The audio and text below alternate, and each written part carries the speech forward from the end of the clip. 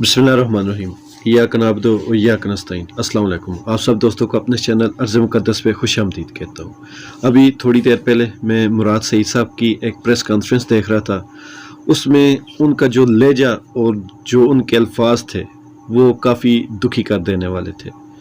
सवात में जो दोबारा से हालात ख़राब हो रहे हैं, बल्कि हालात ख़राब किए जा रहे हैं जानबूझकर।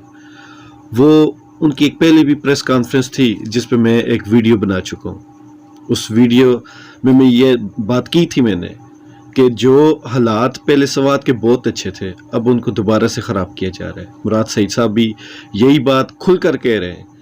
उन्होंने तो पहली वीडियो में बहुत खुल कर बात की थी, लेकिन अब वो बहुत ही ज़्यादा खुल कर ये बात कर रहे हैं कि जब हम किसी एक को इल्ज़ाम देते हैं तो जवाब किसी दूसरे की शक्ल में मिलता है, और जब हम किसी दूसरे को जवाब देते हैं तो उसका जवाब हमें पहले वाले की शक्ल में मिलता है।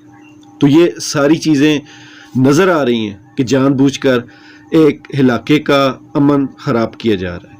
मेरी खुद की तबीयत बहुत ज़्यादा ख़राब थी, मैं वीडियो बनाने के बिल्कुल मूड में नहीं था, लेकिन अभी जो मुराद सईद साहब की प्रेस कॉन्फ्रेंस देखी उसके बाद रहा नहीं गया।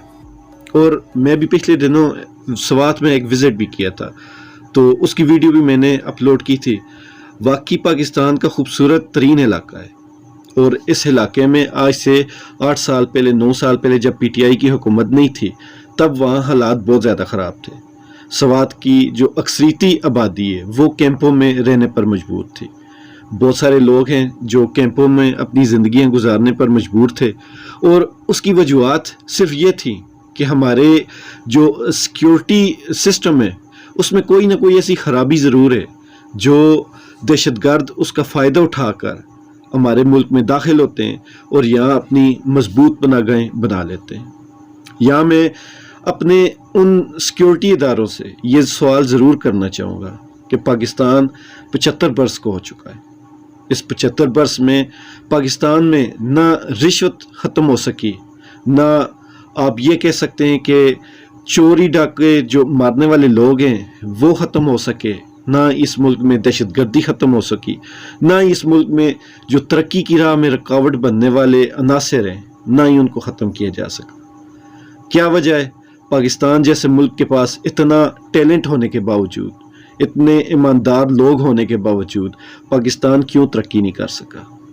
ये एक सवाल बनता है, और यह सवाल न सिर्फ मैं पूछ रहा हूँ बल्कि हर पाकिस्तानी की ये आवाज़ है, हर पाकिस्तानी का ये सवाल है कि क्यों इस मुल्क में इतने अच्छे लोग होने के बावजूद, दुनिया की नंबर 1 एजेंसियाँ होने के बावजूद, इस मुल्क में क्यों हमें अमन नहीं मिल सका, क्यों हमें इंसाफ नहीं मिल सका, क्यों इस मुल्क को तरक्की नहीं मिल सकी? ये सवाल छोड़ते हुए मैं जा रहा हूँ कि हमें इस सवाल का जवाब चाहिए। अब ये वो दौर है जिस दौर में अब कोई बात ढकी छुपी नहीं रह सकती, तो अब लोग ये सवाल भी पूछेंगे। और पहले वक्तों में ये होता था कि लोगों की आवाज़ दब जाती थी। अब ये सोशल मीडिया का दौर है, हर मोबाइल रखने वाला बंदा एक सहाफ़ी है।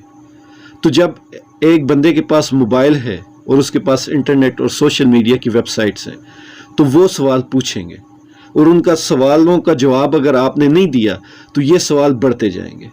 ये हर पाकिस्तानी का हक है कि उसे पता लगना चाहिए कि किसने उसके मुल्क के अमन को लूटा, किसने उस मुल्क की दौलत को लूटा, और किसने उसके मुल्क के सुकून को लूटा।